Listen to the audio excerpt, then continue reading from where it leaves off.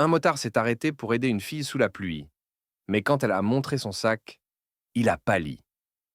Il roulait pour fuir ses fantômes.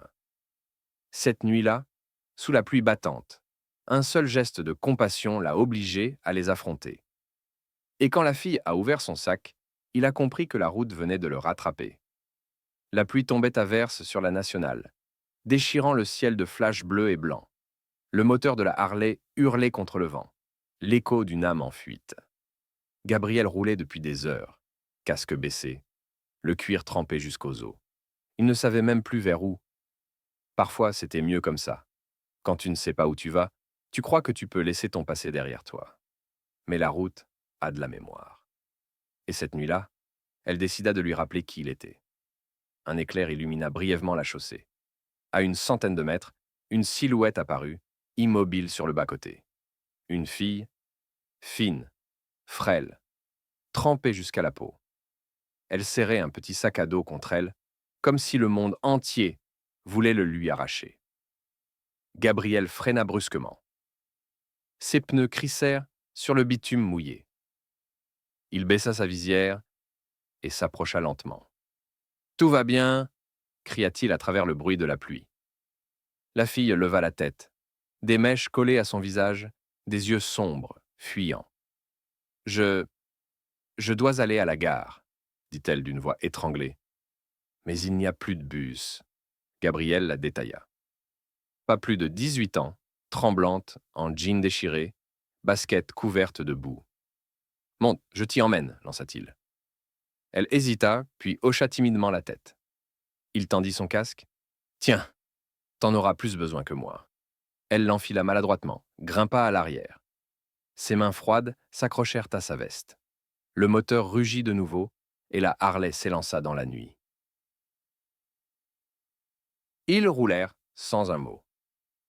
La pluie dessinait des rivières sur la visière, les phares des voitures croisaient leurs ombres comme des fantômes pressés. Au bout de quelques kilomètres, Gabriel sentit ses doigts se raidir sur le guidon. Ce n'était pas la pluie qu'il crispait, c'était ce sac. Elle ne le lâchait pas, même avec une main, serré contre sa poitrine, comme un secret brûlant. Quand ils s'arrêtèrent à un feu rouge, il tourna légèrement la tête. « Qu'est-ce que t'as là-dedans, si c'est pas indiscret ?» Elle resta muette, fixant la route. Le feu passa au vert. Silence. Quelques minutes plus tard, elle tapota son épaule. « Arrêtez ici, s'il vous plaît. » Il s'était engagé sur un chemin de campagne, bordé de pins, sans lampadaire. Gabriel coupa le moteur. Seul restait le bruit de la pluie et le battement irrégulier de son cœur. « T'es sûr que c'est ici ?»« Oui, » murmura-t-elle.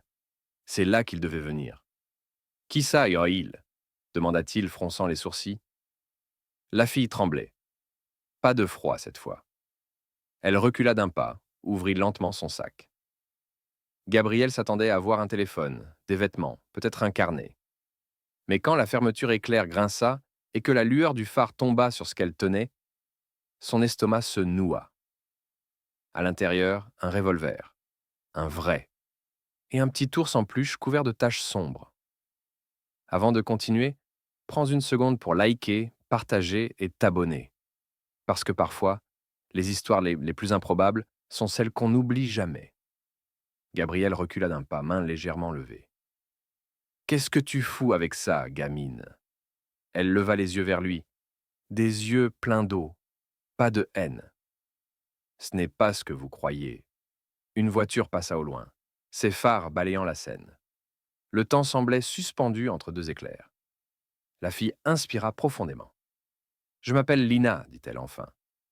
Et cet ours appartenait à mon petit frère. » Gabriel sentit la tension se fissurer, remplacée par un vertige. Il referma lentement la visière, la pluie frappant encore plus fort sur la tôle de son casque. « Commence depuis le début, dit-il. Mais vite, » elle serra le sac contre elle. Et ce qu'elle allait raconter allait transformer un simple trajet sous la pluie en véritable descente dans le passé de Gabriel lui-même. La pluie s'était calmée, mais le tonnerre roulait encore au loin, comme un avertissement. Lina s'assit sur un tronc renversé au bord du chemin, trempé, ses doigts crispés sur le petit ours. Gabriel resta debout, casque à la main, le cuir dégoulinant, les yeux fixés sur ce revolver. Le métal reflétait les éclairs. Lourd, réel, froid. « Tu devrais me dire pourquoi tu portes ça, murmura-t-il. Elle hocha la tête lentement. « Parce que je ne veux plus avoir peur. » Sa voix était si douce qu'elle faisait mal. Elle reprit, tremblante. « J'ai 16 ans. Mon frère en avait 8 quand il l'a tué. » Gabriel sentit une secousse dans sa poitrine. Il ne dit rien. « C'est un flic, continua-t-elle, la gorge serrée. Un officier qu'on n'a jamais puni. Il disait que c'était un accident. Mais comment un accident peut tirer 3 fois ?» Elle leva les yeux vers lui. « Vous croyez aux accidents, vous ?» Le mot « flic » fit frémir Gabriel. Il l'avait été avant le drame, avant la démission, avant qu'il devienne ce motard qui fuit la nuit. Il inspira lentement, sentant la route se resserrer autour d'eux comme un piège invisible. « Et ce revolver ?» demanda-t-il. Lina baissa les yeux. « C'est le sien, celui du policier. » Un silence tomba, aussi épais que la pluie quelques minutes plus tôt. « Tu l'as volé ?»« Non, c'est mon père qui l'a pris, avant de disparaître. » Les mots de flottèrent dans l'air, lourds comme des pierres. « Votre père ?» Il disait qu'un jour il rendrait justice, qu'il retrouverait l'homme qui a tiré sur Tom. Mais il n'est jamais revenu. On a retrouvé sa moto brûlée près du fleuve. Gabriel recula d'un pas. La moto. Le fleuve. Il connaissait cette histoire. Il y a 6 ans, c'était lui, l'officier dépêché sur les lieux. L'affaire avait été classée. Accident de la route, aucune trace suspecte. Mais il s'en souvenait. Le nom sur le rapport, Julien Morel. « Lina, ton père, c'était Julien ?» Elle releva la tête, méfiante. « Comment vous savez ça ?» Gabriel sentit sa gorge se nouer.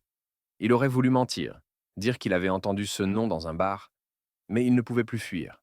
« Parce que j'étais là, » dit-il enfin. « Là ? Où ?»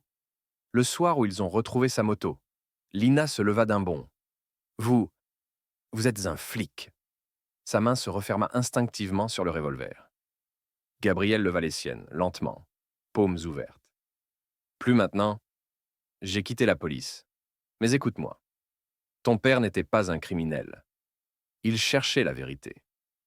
Et il est mort pour ça. » La pluie reprit, légère, presque apaisante, comme si le ciel voulait couvrir leur voix. « La vérité ?» souffla-t-elle. « Oui, le policier qui a tiré sur ton frère. Il n'était pas seul. On a étouffé l'affaire. On a falsifié les rapports. » Il inspira, le regard bas. « J'étais jeune. J'ai obéi. Et je me suis tue. » Elle resta immobile, les yeux remplis d'une colère ancienne. « C'est donc toi, ou un des tiens. Vous l'avez tous laissé mourir. Mon frère, mon père. Et ma mère, elle n'a jamais rouvert les rideaux depuis. » Chaque mot était une lame. Gabriel encaissa sans bouger, comme un homme qui sait qu'il le mérite. « Si tu veux tirer, dit-il d'une voix rauque, fais-le maintenant. » Il avança d'un pas, lentement. « Parce qu'après cette nuit, je ne fuis plus. » Le tonnerre éclata, couvrant son souffle. Lina leva le bras. Ses doigts tremblaient sur la détente. « Vous avez pris tout ce que j'avais, » murmura-t-elle. Mais elle ne tira pas. Elle éclata en sanglots, tombant à genoux dans la boue. Le revolver glissa de sa main et s'enfonça dans la terre. Gabriel s'accroupit doucement, posa sa main sur son épaule. « Tu n'es pas ton père, et moi, je ne suis plus ce flic. Mais on peut encore réparer quelque chose. » Elle secoua la tête. « On ne répare pas la mort. » Il hocha lentement.